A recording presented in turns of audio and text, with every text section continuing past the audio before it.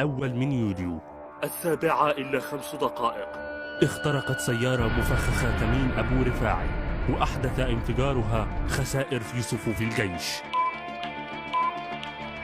هجوم متزامن بسيارة مفخخة على كمائن السدرة ونادي ضباط القوات المسلحة. هجوم مكثف على كمين الماسورة في رفح، استخدمت فيه قذائف الهاون والRPG.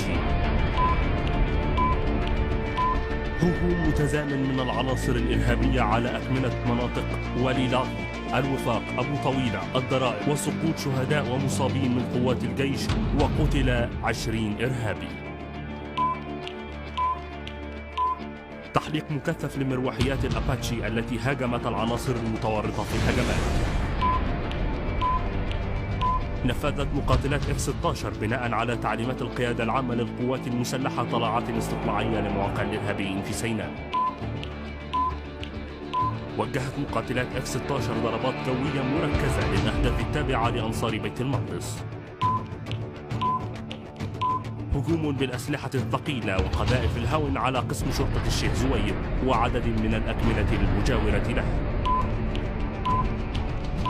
أفصح المتحدث الرسمي للقوات المسلحة عبر صفحته الرسمية على موقع الفيسبوك عن تفاصيل محدودة عن سير العمليات في سيناء، كاشفا سقوط 10 شهداء من رجال القوات المسلحة وما يزيد عن 37 عنصرا من العناصر الإرهابية.